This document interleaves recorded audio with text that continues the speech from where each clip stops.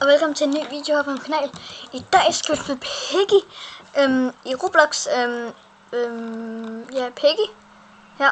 Som I kan se, er der kommet et nyt chapter, sådan et uhyggeligt chapter, som Minijun har lavet. Han udgav det ikke for særlig lang tid siden, men I kan se en hånd og Bonnie, der løber. Så vi kan bare starte. Ja, og så komme i gang. Vi skal så vi går bare alene ind i en server, så vi klarer den alene. Jeg har set sådan nogle tutorials med det på YouTube og sådan noget, men jeg har hørt, at der skulle være sådan en kæmpe kanin, der jagtede en eller sådan noget. Der ser jeg jo ikke vide, men okay, nu er vi klar. Okay, kommer vi ind her i lobbyen, og det er mig. Jeg har allerede taget julehat på. Hvad fanden er det her? Hvad er det? Okay. Så vi kan gå ind i et tog her. Okay, så går jeg bare ind i den bagerste her, og så klarer jeg den. Okay, nu skal vi videre. Og vi klarer den nu. Starting game.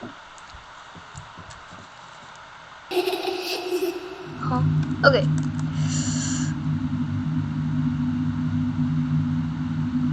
Okay.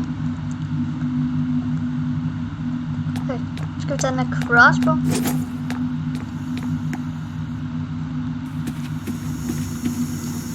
Skal vi skyde den her heroppe?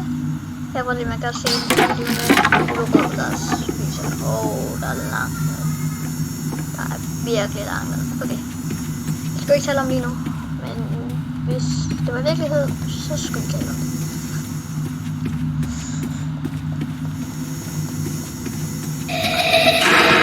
Hvad var det? Nå, okay. Rolig. Det var bare en kanin, der grinte, som der løb ind der, og blev væk. Det var som var selv gjorde det. Yes, okay. Nå ja, jeg kan ødelægge fjernsynet. Okay. Oh shit, der kommer et monster. Okay. Nu skal man herind. Ja.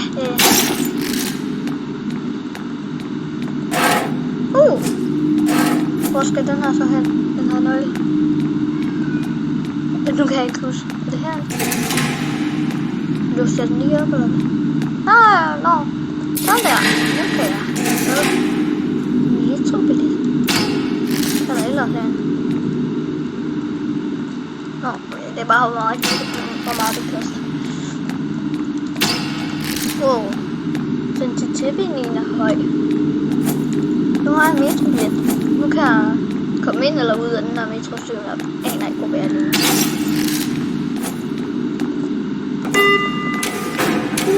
Okay. Så... ikke monster. Ja. Så var den der kanin igen. Jeg kommer her. Jeg skyder. Hvis du kommer, jeg skyder. Nægtigt.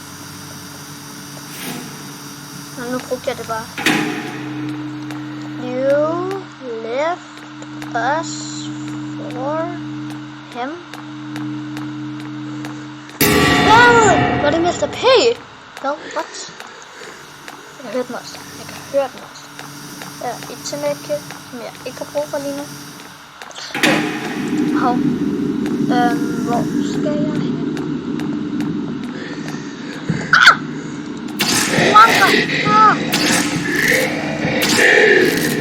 Okay. Hvor skal jeg hen?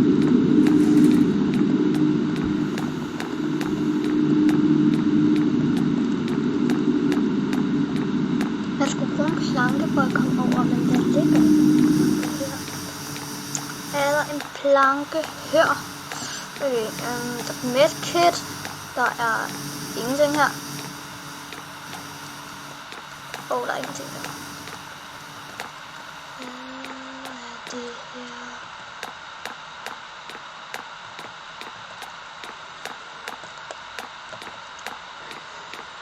Er der nogle planker her? Og jeg tror, vi bare skal den her vej, men... Okay. Planken! Yes! Okay, den lå på gulvet. Okay, det lækker lidt. Det er et godt map, det her.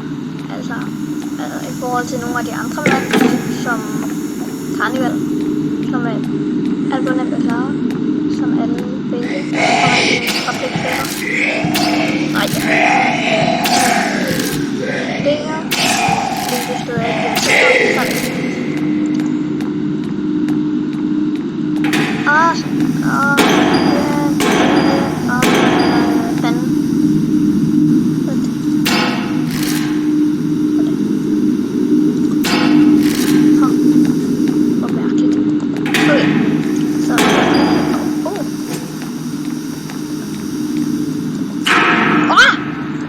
Fast i jorden. Nå, okay. Men har vi i hvert fald... Hvor skal det... Er det her? Nej, jo.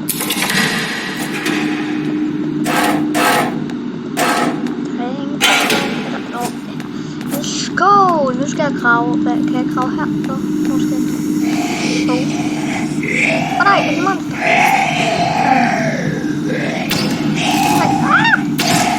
Okay. Vi skal træffe det monster. Dumme monster. Og så... her. Ja, så må vi videre. Jeg håber ikke, det er her, sådan der kanin kommer, eller...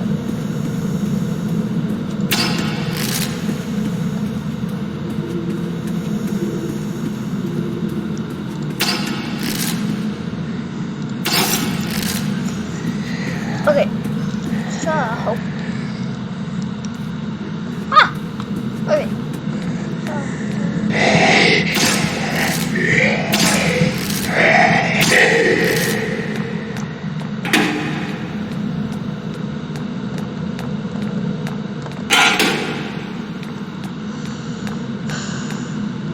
Et mærke, som jeg ikke har brug for. Nå jo, jeg så i den der YouTube-video, at man skulle herop.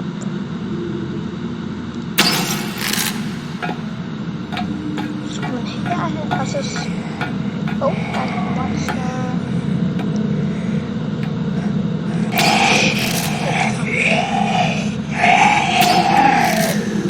Okay, så nu skal vi herhen, og hvad er der herhen? Det ligner, man kan komme ud der.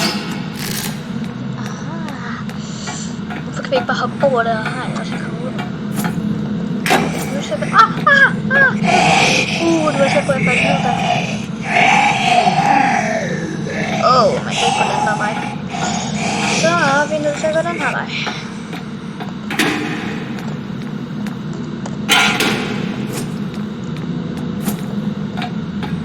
Nu har jeg en nøgle.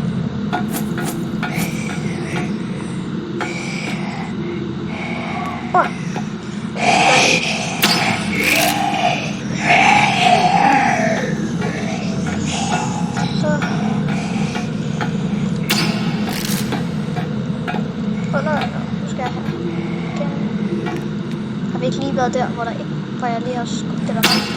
Er der kommet et til, eller hvad? Det gør ondt at skudde. Ja, ondt at skyde alle de der monster.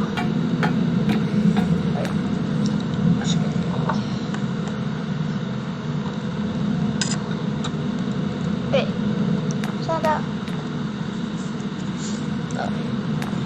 Nu er vi topklar. Nu er jeg monster der.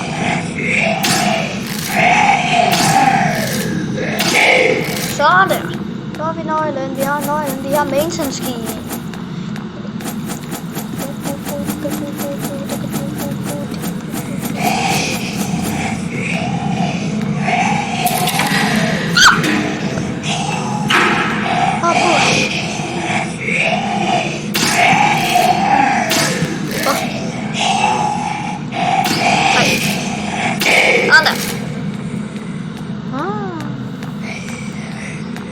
Man skal dreje alle de der rør til Så man X. Ah!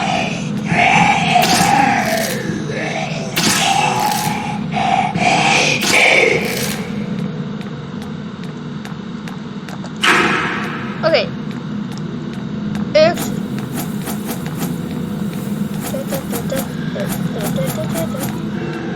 Okay. Var det herovre, man kunne komme ind til den der, hvor man skulle dreje? Ja, det var det. Og så står jeg også noget herhen.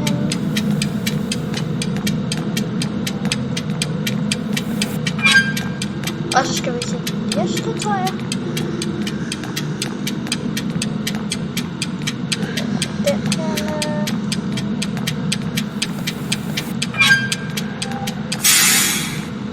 Ja, så kan vi komme ud her. Det er altså heste, hvorfor kan det ikke bare spise det gulerød, jeg skyder? Hvorfor kommer den der kanin hele tiden af mener?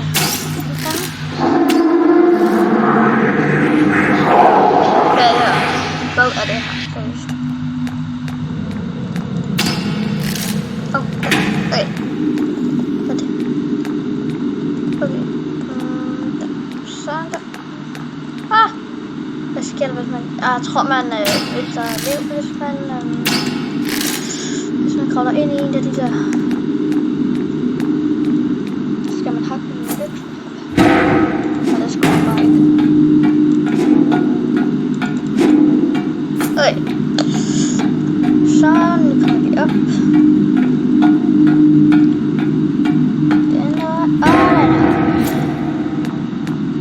Nu skal vi lige rejse. Sådan der. Hvad kan vi nu? Stop.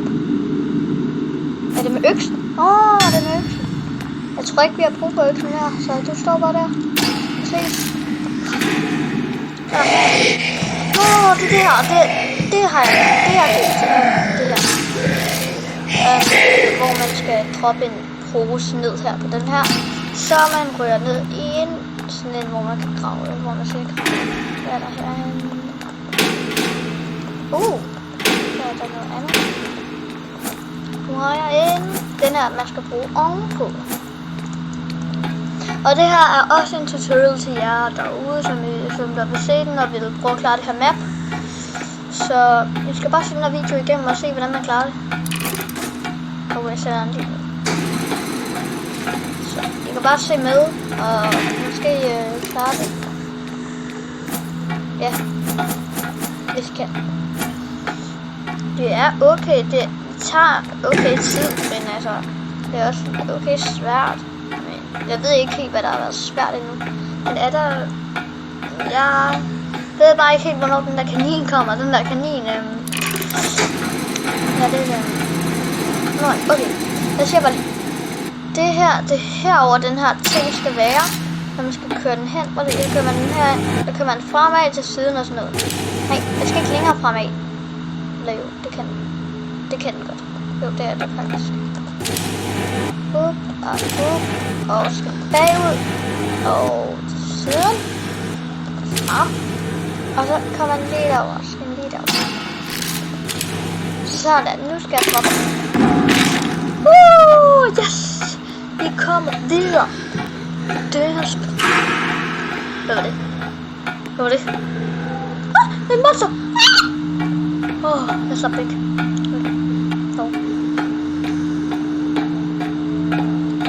Hvad er der her? Nej, der er ingenting.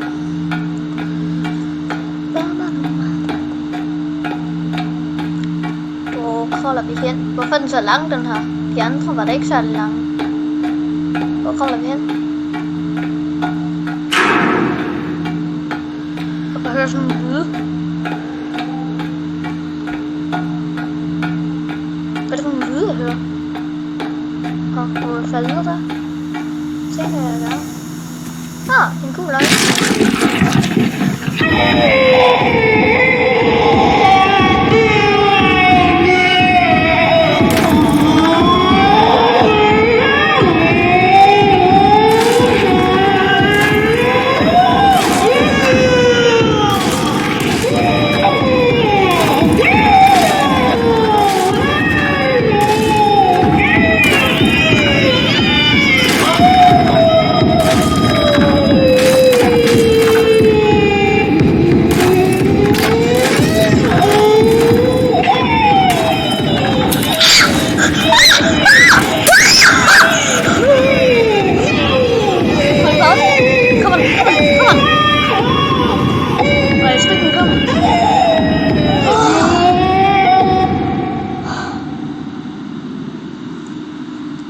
Jeg sagde jo, den var svær.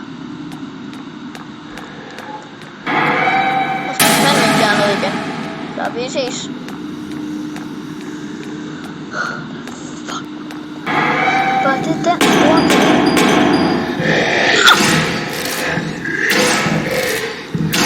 Det var langsomt, den der.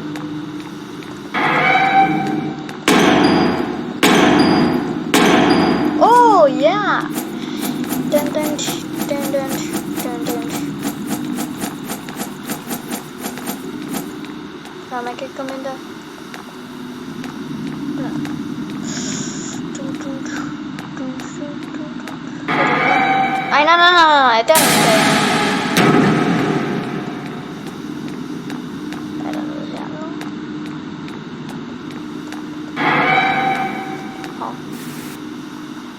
Hvad er det her?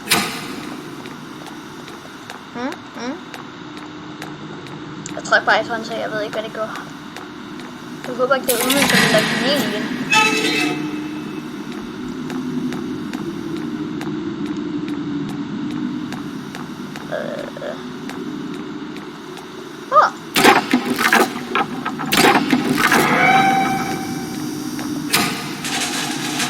Jeg kan høre nu.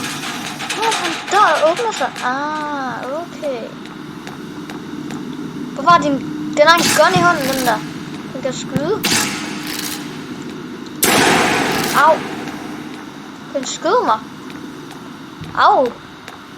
Au, siger jeg bare. Nu skulle det gøre ondt. Ja, det tror jeg også.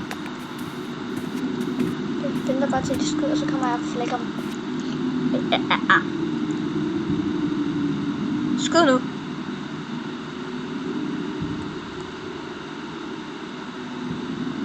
Skyd. Skyd nu, boy. Skyd nu!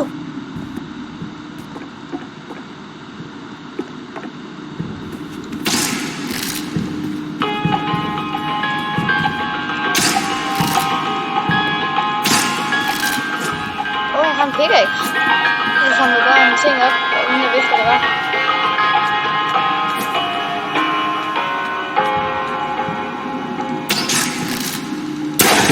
Au! Det skød mig lige.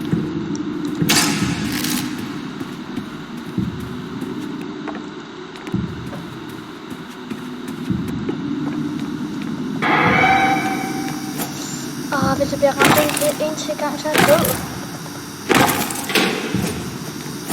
Station key.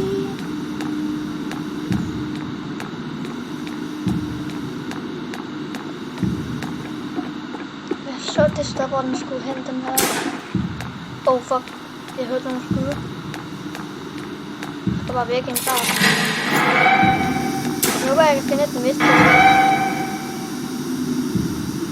Åh ja, der er nogen, der skyder her.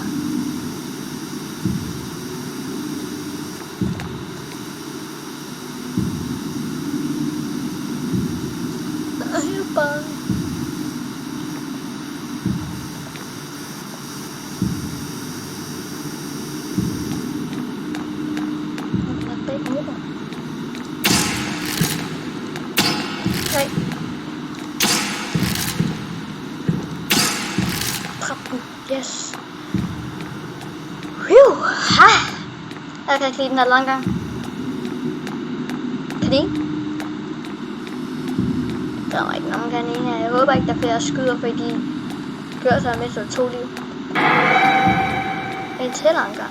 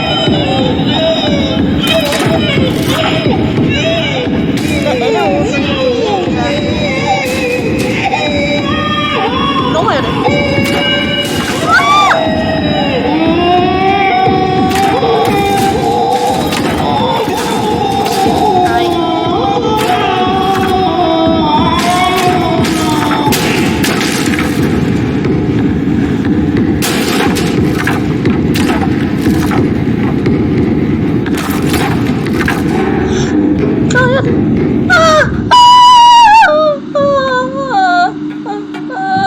Cannot. Finally, guys. Vi klarer det. Vi klarer det. Yes, man. Okay. Tak for at se med, mand.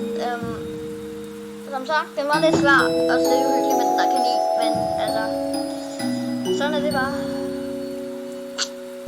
Ja. Så ser vi, så er der bare den her cutscene.